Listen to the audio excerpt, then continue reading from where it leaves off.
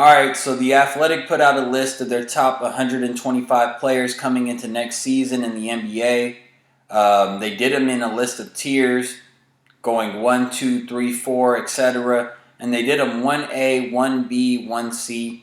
And I don't mind having tiers because when you have tiers, you can kind of show that these guys are on the same level, but there's just a little difference here and there. So I don't mind tiers, and I'm actually going to go over my list, and I'm going to do tiers as well. But tiers cannot be an excuse to not have the guys listed because The Athletic is saying that they're not listing these guys in the tiers in any order. So right now, tied at 1A, as you can see, I have an image of the top 19 players on their list. And for 1A, they have 4 players in a 4-way tie for the best player in the league. They have Jokic, Giannis, Steph Curry, and Kevin Durant. You cannot not have those guys ordered. You can say they're on the same level, and you can say that they're all really close, and you're just pulling hairs between picking each guy. But you have to pick who's the best player and who's second. You have to show me that, have some courage of your conviction and show me who's better. Show some reasoning. Put the work in.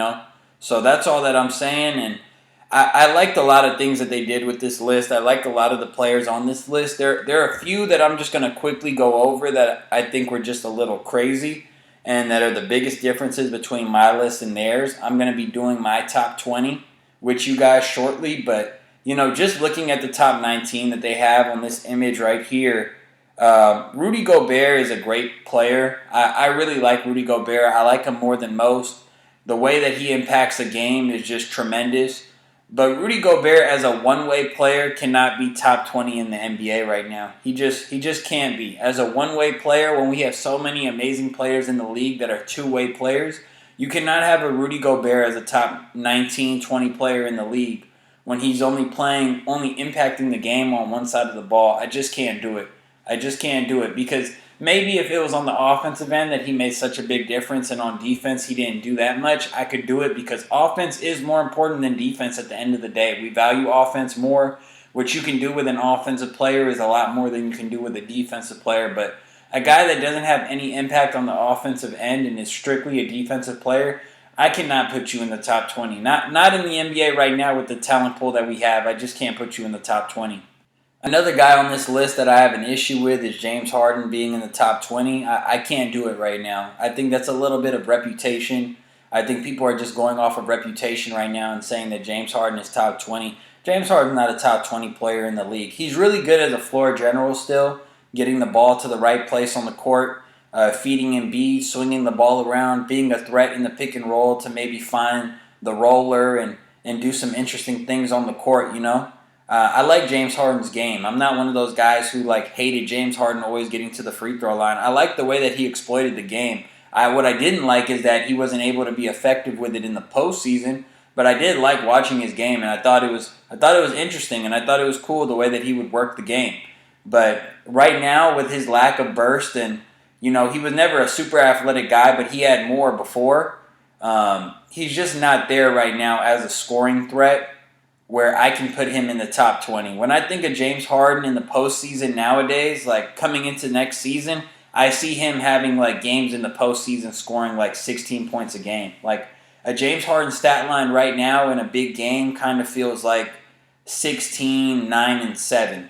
That's what I would expect out of James Harden in a big playoff game next season for the Sixers. And 16, 9, and 7 without playing any defense and without being the leader of the team or anything like that, I can't put you in the top 20. That does not qualify for top 20 status.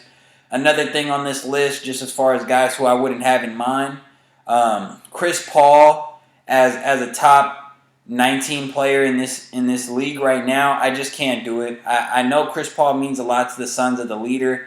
I know Chris Paul is their floor general. They're the team that wins the most games in the regular season, and he's kind of the catalyst for that team. But it's Devin Booker's team at the end of the day. People forget, people think of Chris Paul as the show and Chris Paul as the Suns and this and that. I think as basketball junkies, I was having this conversation with my cousin, and I think as basketball junkies, we get caught up in who's the 3-and-D guy that we can win with, or who's a great rebounder, or who's a great defender, or who plays winning basketball, has a high IQ and this, that, and the third. At the end of the day, when we're talking about the best teams in the league, I need a guy who can go and score 30 points. You know, we're talking about all these role players, complementary pieces, this, that, and the third. Who's the guy that scores 30 points? You know, Devin Booker and Chris Paul, they have these guys in the same tier. Devin Booker's the one who goes out there and scores 30 points for the Suns. Devin Booker's the guy who's a two-way player who plays defense. He competes on the defensive side of the ball. Chris Paul doesn't compete on the defensive side of the ball. You guys heard Patrick Beverley. Chris Paul's a cone. So, you know, when one guy's getting you 16 and 9 and he's a cone and the other guy's getting me 30 points and he's locking in on the defensive end, I have to take Devin Booker. He's the face of the franchise. They're all about Devin Booker in Arizona. So I can't have Chris Paul in my list right now. He chokes too much in the postseason. I take a guy like Kyrie Irving, who I know everybody has an issue with because he didn't get the vaccine and he's not always available and he's not always like team friendly and you don't know what you're going to get out of Kyrie. But when Kyrie's on the court and when he's engaged in what the mission is for the team, like he was in Cleveland or like he was in Boston the first year before he got injured, when you're getting that Kyrie Irving is a threat to score 40 points in a big-time game. Chris Paul can't do anything like that at this stage in his career. Like, I know he took over against a team like the Pelicans in the first round. He had games where he took over, but and he was exceptional in those games. But against the big guys and on the biggest stages, I take a guy like Kyrie Irving who's not going to crumble. Kyrie Irving is like every year he gets voted as one of those guys who you want taking the last shot because everybody knows just how clutch Kyrie is. So, you know, those are guys who I sprinkle in on my top 20 list and some guys I take out of my top 20 list. I have another name who The Athletic has way lower on the list, who I'd actually throw in on the top 20.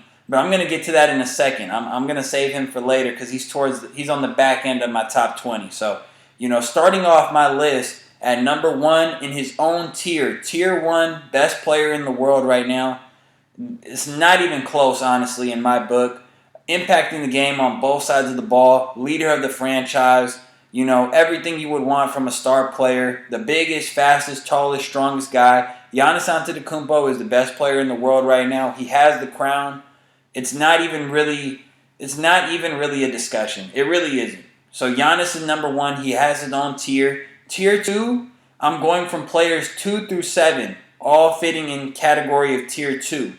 And at number 2, it really should be Nicola Yokic. Jokic carrying his team to a 6 seed, doing it without Jamal Murray, doing it without Michael Porter Jr., making guys like Aaron Gordon and other guys who, you know, solid pieces or whatever, rotational pieces for other teams. He's using them as starters, as the second best player, third best player on the team, and he's winning games doing it like that at 7 feet tall, basically running like point center for his team. He dribbles the ball down the court. He's making all the right reads. Like, when Jamal Murray is playing alongside Nicola Yokic, Jamal Murray looks like a top 5 point guard in the league. Like, you can't tell me during the bubble Jamal Murray wasn't a top 5 guard in the NBA, and it's because he was working off Nicola Jokic on those dribble handoffs and on those high pick and rolls. Like, Jamal Murray got game, don't get me wrong. He can shoot it, he can drive, he has a high basketball IQ.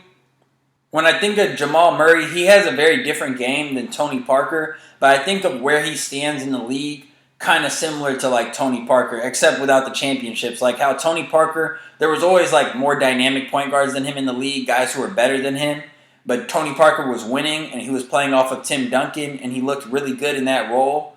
Like, I think of Jamal Murray almost kind of in that lane. Like, we don't think of Jamal Murray as like a top 5 point guard in the NBA, but like efficiency-wise and the numbers that he can put up when working off of Jokic in the postseason, he can kind of approximate that. And that's because of just how good Nicola Yokic is, you know? So I should put Nicola Jokic second, but, and there's a big but, I like to say that the guy who just won the championship is the best player. And because I can't put Steph over Giannis, I have to at least put Steph Curry second. So by default, because Steph Curry brought the goods, he balled out in Game 4 in the finals. He stepped up in the biggest moments in the playoffs time and time again.